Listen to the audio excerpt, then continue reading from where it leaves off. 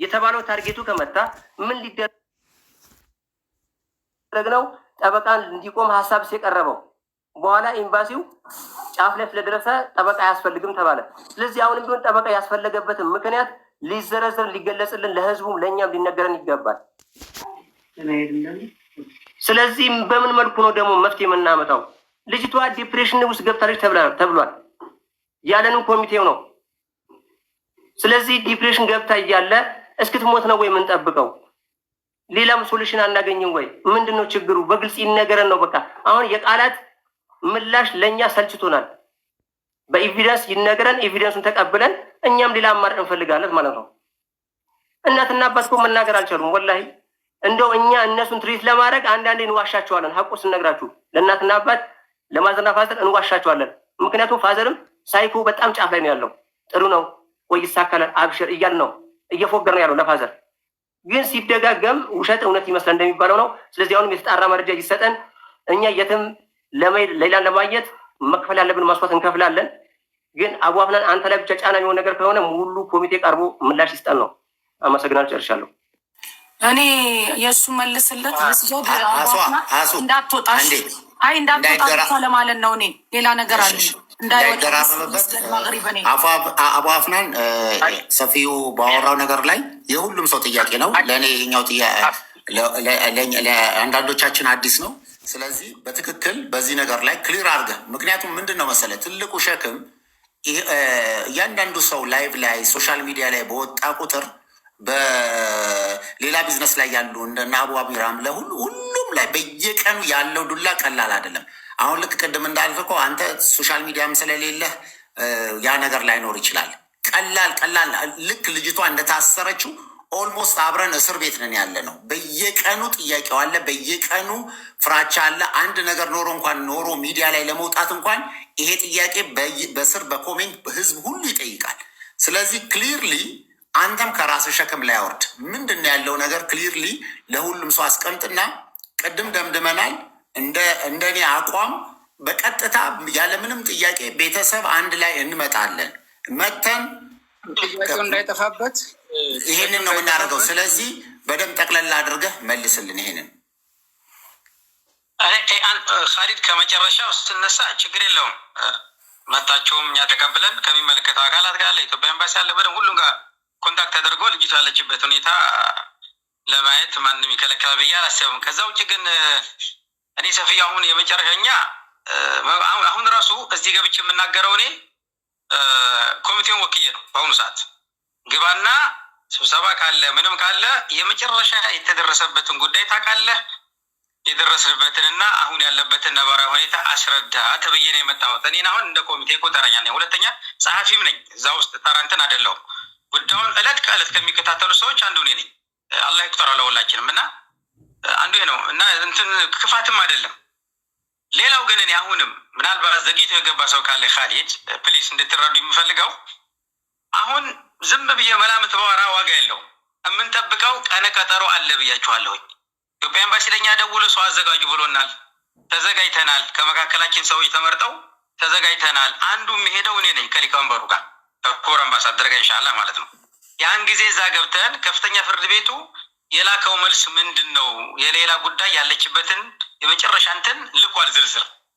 ያንን ክቡር አምባሳደር ጋር ከውጭ ጉዳይ ሚኒስቴር ካሉ ሰዎች ጉዳዩ ከሚመለከታቸው አካላች ጋር በስሚ ሳይሆን ቁጭ ብለን ሰኩን አይተን አንብበን ተነጋግረን ያለውን ነገር ለማሳወቅ እንደ ኮሚቴ ተገናኝተን በምን ሁኔታ ማሳወቅ እንዳለበት ተነጋግረን ለማሳወቅ እኛ ፈቃደኛ ነን። የሆነ ነገር ሳንይዝ ግን ወጥተን መናገር ስላልፈለግን ነው ሰፊዩ ይህን ግልጽ አለ። ሌላው ግን ወጥተን እንደ ኮሚቴ ማብራሪያ አንስት እንጂ በግል እኮ እንገናኛለን። ያሁን እዚህ ውስጥ ለምሳሌ ከሌላ ቲም ጋር አብዛኞቹ ጋር በጣም ክሎዝ ነኝ። በደንብ ነው የምገናኘው። በግልም በስብሰባችሁም አለሁኝ እና ይሄ በዚህ ቢስተካከል ሰፊዩ። ከዛ ውጭ ግን አላህ ቀጠሮ ያቅርበው በሉና አሁን የሆነ ነገር ይዘን እንድናወራ ወይም ደግሞ ለቀጣይ እንድንወስን ይቺ ያልኳችሁ ቀጠሮ ትድረስ።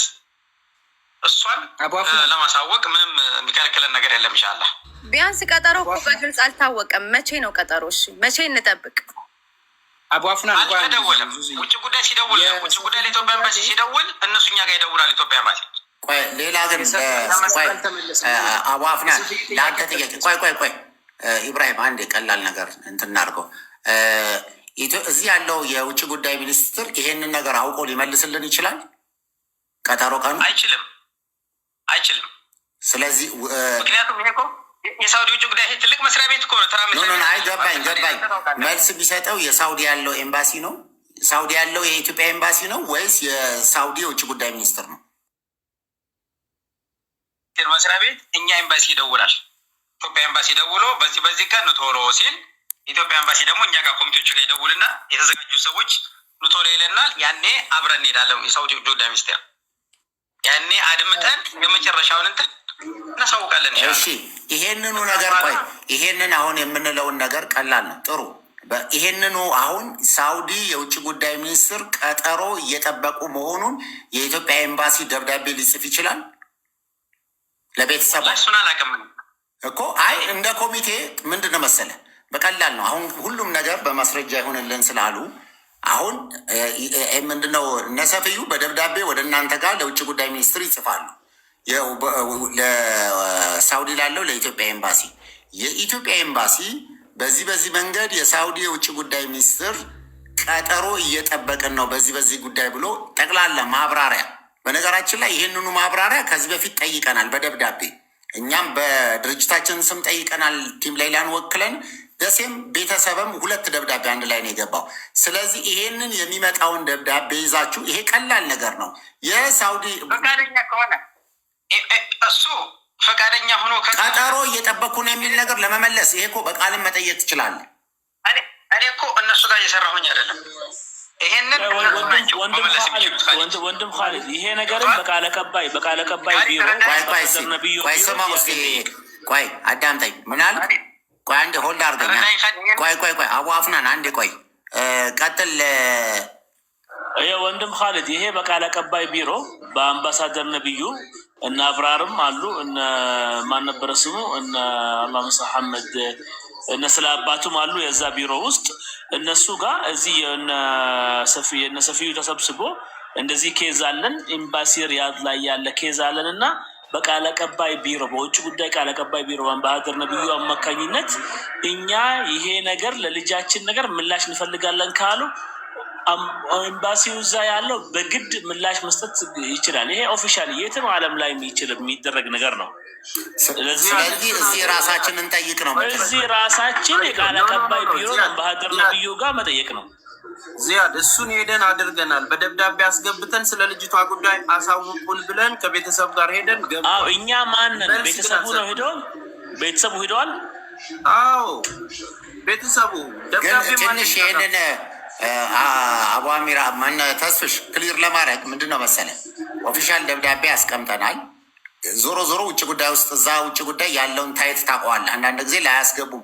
አሁን የጠየቁበት መንገድና አሁን ትንሽ አንተም እዚሁ ስላለ አቡ አሚራም ስላለ ከተመቸን 1-4 ሰው ሆነን ነገሩን ለመደምደም ነገ እነሱ ጠዋት እነ ሰፊዩ ኑና አብራችሁን ወደ አዲስ አበባ ኑና አብረን ውጭ ጉዳይ ሄደን ይሄንኑ ነገር ልክ ነው ወንድሜ እንዳለው እንጠይቅ። ግድ የለም እንጠይቅና አምባሳደር ማነው ሲራጅንም እኔ ኮሚኒኬት ማድረግ እችላለሁ። ስለዚህ የደብዳቤያችን ምላሽ ስላላገኘን በዚህ መንገድ ጠይቁልን ተብሎ እነሱ በቮይስ ሜሴጅ የሰጧቸውን ነገር በደብዳቤ ያው አጥብቆ ጫናም ስለሚፈልግ በዛ አይነት መንገድ እኛም ማሳደር ስለምንችል ተጽዕኖ መፍጠርም ስለምንችል አብረን በጋራ እናደርጋለን። ስለዚህ እነሰፍዩ ነገ ነው እዚህ ያንን ነገር ጠይቀን ሌላውም ነገር አብረን እንወስናለን። ምናልባት ግን የሰፊዩ ጥያቄ ላይ ቆይ በዚህ ጉዳይ ላይ አንዴ ኢብራሂም አንዴ ቆይ ወደኋላ መልሰን ሌላ አጀንዳ አድርገን እንደገና ሄዴክ ነው ነጋ እኮ እዚህ። ስለዚህ ጀስት በቃ ራፓፕ እናድርገውና ይምጣ ነገ ይምጣ እነሰፍዩ ሰፊዩና ከድር ኑ አንድ ላይ ኑ። ስለዚህ እዚህ ሆነን ከወንድማችን ጋር ሆነን እንጠይቃለን። ከዛው የምናደርገው ነገር በቀጥታ እዚህ የምንችል ኮሚቴዎች ተነጋግረን ወደ ሳውዲ የሚሄዱ ነገር ላይ ይሄን ነገር ላይ እንወስን። በቃ ይሄ ነገር ላይ እንወስን። አሁን ተመልሰን ሌላ ነገር ላይ እንደገና ወደኋላ ማንመለስ። አሁን እንዲናደርግ ወደኋላ መመለስ ሳይሆን አንድ ጊዜ በቃ አሁን ወደ ገደለው ሰውንም አናንዛዛው። ነገኛ ተሰብስበን እዚህ እንሄዳለን። እዛ ላለው ነገር እዚህ መሄዳችንም አለመሄዳችንም ዋጋ የሚኖረው የልጅቷን በህይወት መኖርና ያለችበትን ስታተስ ማወቅ ነው። በተቻላችሁ መጠን ኮሚቴዎቹ እናንተም ነገ ባለችበት ቦታ ከተወካዩ ጋር ሂዱና ልጅቷ ያለችበትን አንድ ነገር ልንገራችሁ። ለሰው ልጅ ተስፋ ነው የሚገለው። ትፈታለች ተብላ የምትቆጥረው ቀን ምን አይነት ህመም እንዳለው የሚያውቀው ነው የሚያውቀው። እቺ ልጅ ትፈቻለች ከተባልና ብሩ ከተከፈለ 1 ዓመት ከ8 ወር አልፎ 2ኛ ዓመቱን ሊጨርስ ነው።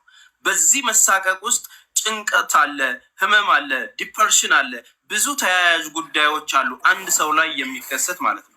ስለዚህ የእሷ የጤንነት ጉዳይም ስለሚያሳስበን ያለችበት ነገር እንደዚህ ነው። የኤምባሲውም ተወካይ እዛም ልጁ ያለውም ተወካይ ከኮሚቴዎቹም አንድ ላይ ሆናችሁ እባካችሁ ልጅቷ ያለችበትን ነገር በዚህ ሳምንት ውስጥ ሂዱና አሳውቁን። እኛም ነገ ተሰብስበን እዚህ ያለውን ነገር ጨርሰን የምንደርስበትን እናሳውቃለን። የበለጠ ደግሞ የምንፈልገው ትክክለኛ ወኪሉን የተወከለው ሰው ምንድነው ሀሳቡና ስሜቱ የሚለውን ነገር መጥቶ እንዲያወራን